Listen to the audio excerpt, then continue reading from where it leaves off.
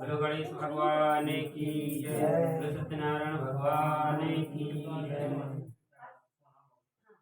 एक समय नेमासी रण तीर्थ में सौनक आदि 88,000 ऋषियों ने श्री सूत जी महाराज से पूछा कि हे प्रभु, इस कलयुग में वेद विद्यारत मनुष्यों को प्रभु भक्ति किस प्रकार मिलेगी तथा उनका उद्धार कैसे होगा। तो हे मुनि श्रेष्ठ, यदि आप मुझ पर दया रखते हो तो कोई ऐसा व्रत कहिए जो थोड़े समय में पुण्य फल की प्राप्ति हो तथा मन वांछित। तब सर्वशास्त्र ज्ञाता श्री सूत जी महाराज ने कहा कि हे वैष्णवों में पूछ, आप सबने प्राणियों के हित की बात पूछी है, इसलिए मैं कुछ श्रेष्ठ व्रत को आप लोगों से अवश्य कहूँगा, जिस व्रत को लक्ष्मी नारायण ने नारद मुनि से कहा था।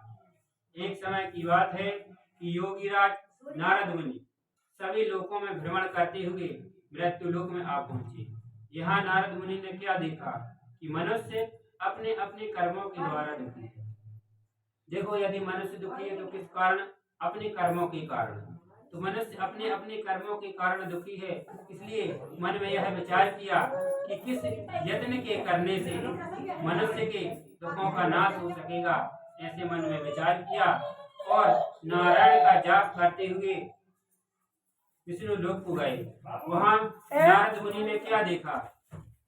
सशंक चक्र स गदा कुंडल सपीत वस्तु सरसेरुहेक्षणम सहार वक्षस्त्र कौस्तभ श्रिया नमामि विष्णु शिरसा चतुर्भुजम। कि जिनके हाथों में शंख चक्र गदा और पद्म धारण किए हुए हैं और वरमाला पहने हुए हैं, स्तुति करने लगे। हे प्रभु, न आपका आदि है, न मध्य है, न अंत है। भक्तों के दुखों को दूर करने वाले मैं आपको नमस्कार करता हूँ।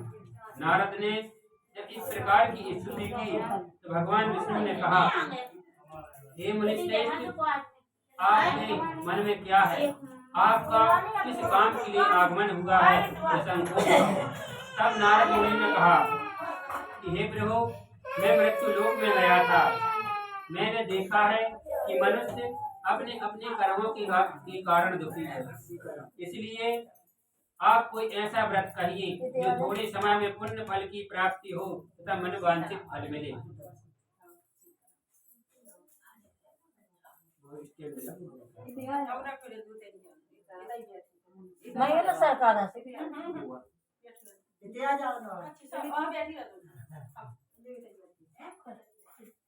तब भगवान विष्णु ने कहा कि आपने प्राणियों के हित की बात पूछी है, इसलिए मैं उस श्रेष्ठ व्रत को आपको अवश्य बतलाऊंगा। तब भगवान विष्णु ने नारद मुनि को सत्यनारायण की कथा सुनाई। सबसे पहले सत्यनारायण की कथा भगवान विष्णु ने नारद मुनि को सुनाई। तब नारद मुनि ने कहा कि इसका क्या फल है और क्या विधान है और किस दिन इस व्रत को करना चाहिए, तो यह भी आप मुझे बतलाइए।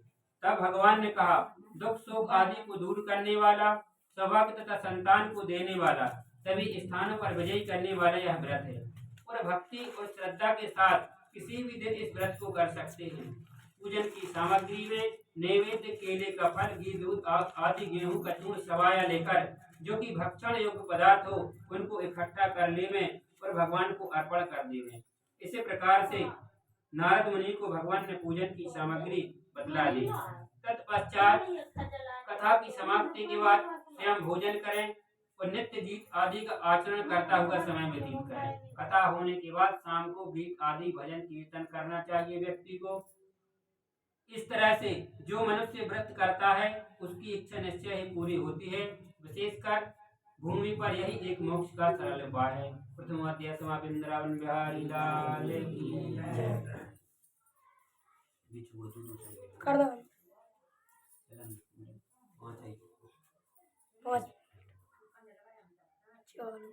श्री सूत जी महाराज बोले, हे ऋषियों, जिसने पहले समय में इस व्रत को किया उनका इतिहास कहता हूँ, ध्यान से सुन। सुंदर काशीपुरी नगरी में एक निर्धन ब्राह्मण रहते। वह भूख और प्यास से बेचैन नित्य पृथ्वी पर घूमते। एक समय भगवान विष्णु ने मन में यह विचार किया कि क्यों न इनके दुखों को दूर किया जाए, और भगवान विष्णु ने एक बूढ़े ब्राह्मण का रूप धारण किया और उस ब्राह्मण के पास आ गए। और पूछते हैं, ब्राह्मण नित्य दिव्य पृथ्वी पर तू क्यों घूमता है? तो वह ब्राह्मण कहता, आप क्यों पूछते हो? मैं एक निर्धन ब्राह्मण हूँ और भिक्षा के लिए पृथ्वी पर घूमता हूँ, और यदि आप इस दरिद्रता को दूर करने का यदि कोई उपाय जानते हो तो बतलाइए। तब जो बूढ़े ब्राह्मण का रूप धारण करके भगवान आए थे, उन्होंने कहा, तू सत्यनारायण भगवान का व्रत कर, उन्हीं के प्रभाव से तेरी यह दरिद्रता दूर हो जाएगी। तो वह ब्राह्मण कहता है कि आप मुझे व्रत का फल बताइए और इसकी क्या विधि है यह भी बतलाइए, और पूजन की सामग्री भी बतलाइए। भगवान विष्णु ने व्रत का विधान, पूजन की सामग्री सब कुछ बतलाई। तब उस ब्राह्मण ने मन में यह विचार किया कि कल भिक्षा से जो धन मिलेगा उसी से भगवान का पूजन किया जाएगा। देखो, यदि कोई आपने कोई धार्मिक कार्य किया है कि हमको करना है, बहुत समय लग गया और नहीं पूरा हो पाता, तो सबसे पहले मन में संकल्प करो कि भगवान हमारे यह कार्य पूर्ण कर दें और आप हमारे इस कार्य में सहयोग करें, तो फिर भगवान की कृपा से वह जल्द ही पूरा हो जाता है। तब वह इस चिंता में कि कल भगवान की कथा करनी है, रात्रि में उसे नींद भी नहीं आई और सवेरे उठ करके भिक्षा के लिए जाता है और उसे बहुत सा धन मिल जाता है। उसी को बेच करके भगवान की पूजन की सामग्री इकट्ठी की और भगवान का पूजन किया, और उस व्रत के प्रभाव से वह ब्राह्मण अपनी दरिद्रता से दूर होकर के धन संपत्ति से युक्त हो गया। और अब वह ब्राह्मण हर मास भगवान का व्रत करने लगा। एक समय की बात है, यही ब्राह्मण धन और ऐश्वर्य के साथ भगवान का व्रत कर रहे थे। उसी समय एक लकड़ी बेचने वाला लकड़हारा आया, लकड़ियों के ढेर को बाहर रख करके मकान में प्रवेश करता है और कहता है कि हे ब्राह्मण, आप यह क्या कर रहे हैं? उसके करने से क्या फल मिलता है? तो वह ब्राह्मण कहता है कि मैं एक दरिद्री ब्राह्मण था और भगवान सत्यदेव की कृपा से मेरा धन धान्य आदि की वृद्धि हुई है। तो वह लकड़हारा कहता है कि मैं भी लकड़ी बेचकर के अपने परिवार का पालन पोषण करता हूँ। यदि कथा के सुनने से दरिद्रता दूर होती है तब मैं इस व्रत को अवश्य करूँगा। और पूजन की सामग्री विधि विधान पूछ करके वह वहां से चल दिया और मन में यह संकल्प करता है कि कल लकड़ी बेचने से जो धन मिलेगा उसी से भगवान का पूजन और व्रत किया जाएगा। सवेरे उठ करके ऐसे नगर में जाता है जहाँ धनवान लोग रहते हैं। उसे उस दिन लकड़ी का दाम चौगुना मिलता है। चौगुने का अर्थ जैसे कोई वस्तु आपकी 100 या 200 में जाती हो, वह चौगुने दाम में चली जाए। जैसे 100 की वस्तु 400 में, 200 की 800 में, तो चौगुने दाम में बिक गई। और उसी से भगवान की पूजन की सामग्री को इकट्ठा किया और भगवान का पूजन किया, और उस पूजन के प्रभाव से वह लकड़हारा भी अपनी दरिद्रता को दूर करके विभिन्न प्रकार की संपत्तियों से युक्त हो गया। और वह लकड़हारा भी अब हर मास भगवान का व्रत करने लगा और अंत में व्रत के प्रभाव से धन पुत्र आदि से सब युक्त होकर के संसार में सुख भोग कर अंत में वैकुंठ धाम की प्राप्ति होती है। द्वितीय अध्याय समाप्त। बिहारी लाल की जय। श्री सूत जी महाराज ने कहा, श्री सूत जी महाराज ने कहा, हे श्रेष्ठ मुनियों, अब आगे की कथा कहता हूँ सुनिए। पहले समय में ओल का मुख नाम का राजा था। वह सत्यवक्ता और जितेंद्रिय था। देखो, सत्यवक्ता कौन है? जो कभी झूठ न बोले, वह सत्यवक्ता है। संसार के व्यक्ति असत्य वक्ता, यदि 100 में से 99 झूठ और एक सही बोल जाए तो बहुत बड़ी बात। जितेंद्रिय, जिन्होंने अपनी इंद्रियों को, मन वाणी को जीत लिया हो, वह जितेंद्रिय है। प्रतिदिन देव स्थानों पर जाना, देव स्थान अर्थात मंदिरों में जाना, गरीबों को दान देना उसका नित्य का कार्य था। उसकी पत्नी कमल के समान मुख वाली और सती साध्वी थी। एक समय भद्रशिला नदी के तट पर दोनों राजा रानी कथा सुन रहे थे। उसी समय एक साधु वैश्य आया। साधु वैश्य, वैश्य क्या? जो व्यापार का काम करते हुए वैश्य। साधु वैश्य आया, नाव को किनारे पर ठहरा करके और राजन से पूछता है, हे राजन, आप यह क्या कर रहे हैं? भक्ति युक्त चित्त से आप यह क्या कर रहे हैं? तब राजा कहते हैं कि यह भगवान की कृपा से ही मुझे राज्य पद की प्राप्ति हुई है। और पूछता है कि हे राजन, और इस कथा के करने से क्या फल मिलता है? तब वह राजा कहते हैं, धन धान्य सौभाग्य तथा संतान को देने वाला, सभी स्थानों पर विजयी करने वाला यह भगवान का व्रत है। और कहा, इसको कब करना चाहिए? तब राजा ने कहा, भक्ति और श्रद्धा के साथ किसी भी दिन इस व्रत को कर सकते हैं। और कहा, पूजन की सामग्री में क्या चाहिए? तब राजा ने कहा, नैवेद्य घी, दूध, गेहूं का चूर्ण, सवाया लेकर जो भक्षण योग्य पदार्थ हो भगवान को अर्पण कर देवें और इस प्रकार से भगवान का व्रत करें। इसी प्रकार से राजा ने जब सुना कि यह संतान देने वाला व्रत है, भगवान का प्रसाद लिया और मन में संकल्प किया कि यदि मेरी कोई संतान नहीं है और अगर भगवान की कथा सुनने से संतान की प्राप्ति होती है तब मैं इस कथा को अवश्य करूंगा। घर में जाकर के प्रसाद अपनी पत्नी को देता है और कहता है, यदि संतान होगी तो हम भी सत्यनारायण भगवान का व्रत करेंगे। और व्रत के प्रभाव से वह उस प्रसाद के प्रभाव से वह गर्भवती हो गई और 10वें महीने में एक सुंदर कन्या का जन्म हुआ। कन्या का नाम कलावती रखा गया। जब वैश्य की पत्नी ने कहा कि आपने कहा था कि जन्म के समय कथा करेंगे, अब आप यह कथा कर लीजिए, तो वह कहता है, हे प्रिय, तुम क्यों कहती हो? इसके नामकरण संस्कार में इतना धन खर्च हो गया है कि फिर कभी कर लेंगे। इस प्रकार से वह कथा को टाल देता है, क्योंकि जो संतान देव योग से प्राप्त होती है वह कैसे बढ़ती है? जैसे शुक्ल पक्ष का चंद्रमा दिनों दिन बढ़ता रहता है। इसी प्रकार से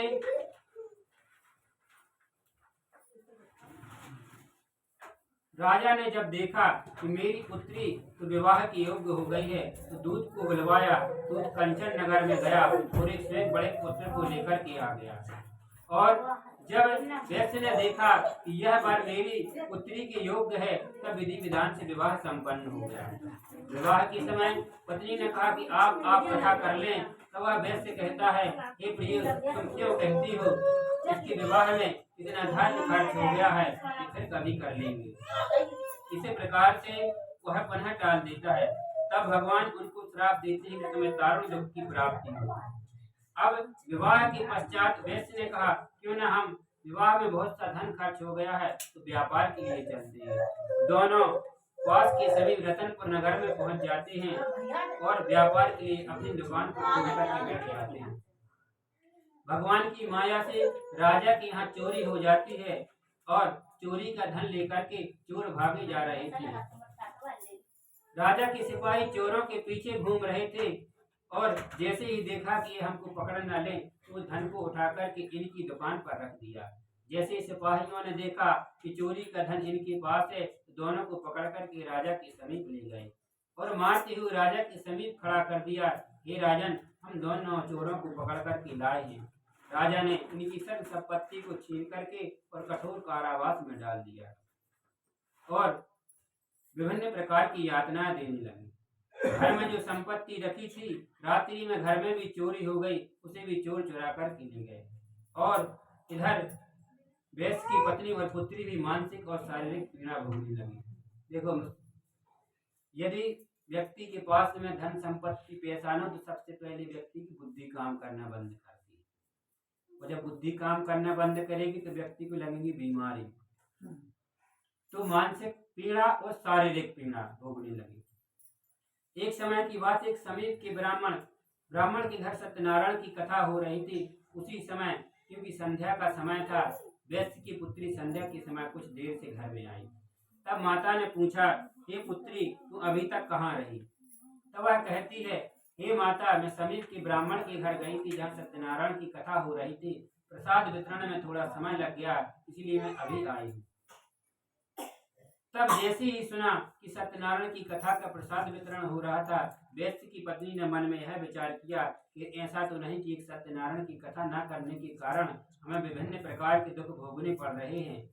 इसलिए उसने मन में विचार किया कि हम भी अब सत्यनारायण की कथा अवश्य करेंगे। घर में जो कुछ रखा था उसी को बेच करके भगवान का व्रत और पूजन किया और भगवान से क्षमा मांगी। हे प्रभु, हमसे या हमारे परिवार से जो अपराध हुआ हो उसे क्षमा करना। भगवान सत्यदेव ने जैसे ही देखा इसने जो संकल्प किया था आज वह व्रत पूरा हो गया, तो भगवान ने उन्हें क्षमा कर दिया। रात में जब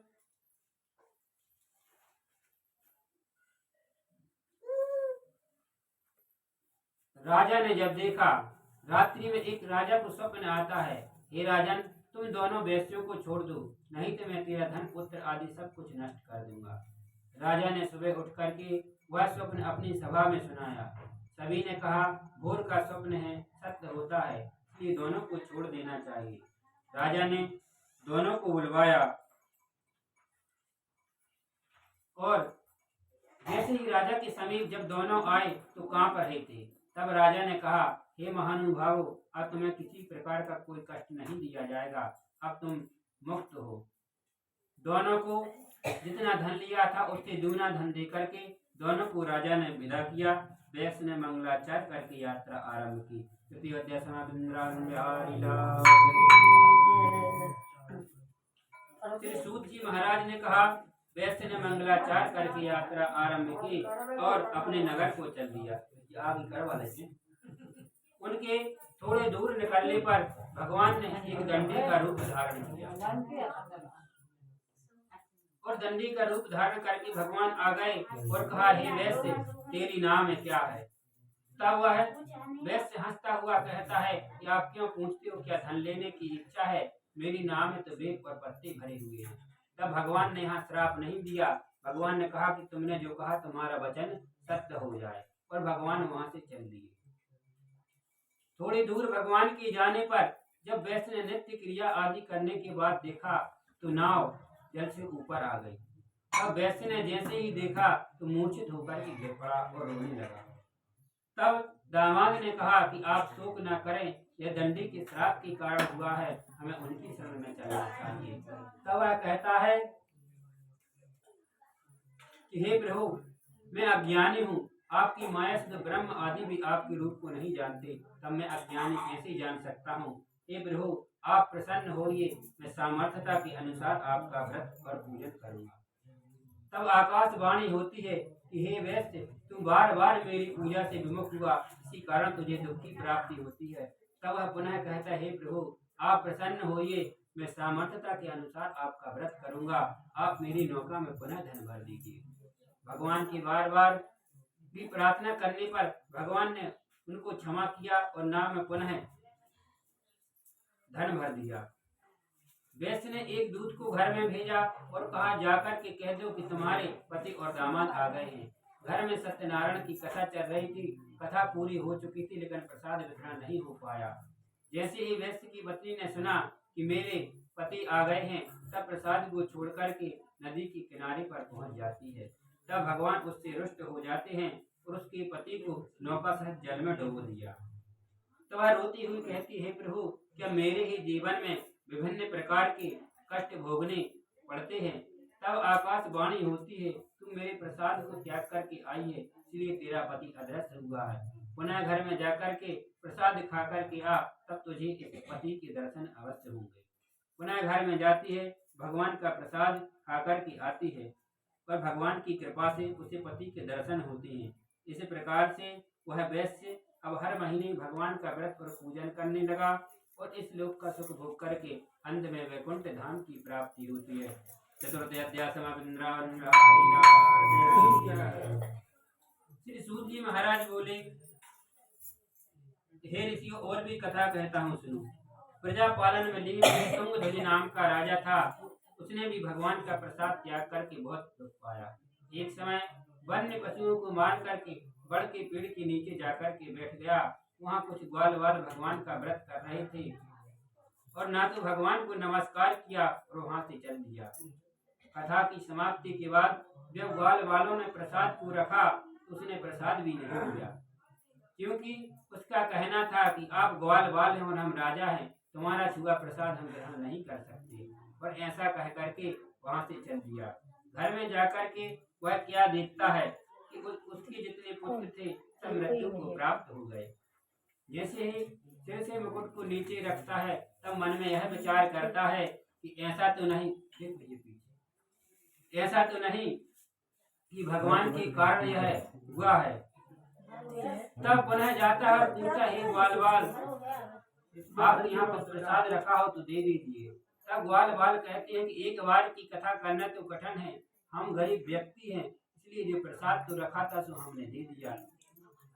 यदि आपको इतनी ही जरूरत है तो आप बड़े आदमी हैं, स्वयं कथा क्यों नहीं कर लेते? राजा ने कहा, यह बात तो ठीक है। वही भगवान की सामग्री को इकट्ठा करके कथा सुनी और प्रसाद को ले जाकर के सब पुत्रों को मुख में डाल दिया और भगवान की कृपा से सब जीवित हो गए और सब मनोरथ उनके पूर्ण हो गए और अंत में इस लोक का सुख भोग करके अंत में वैकुंठ धाम की प्राप्ति होती है।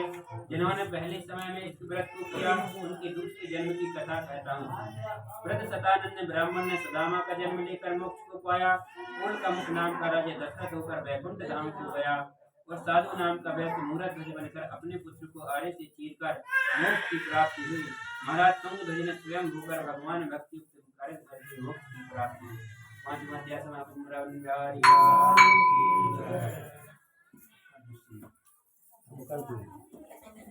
लड़की हो गई 20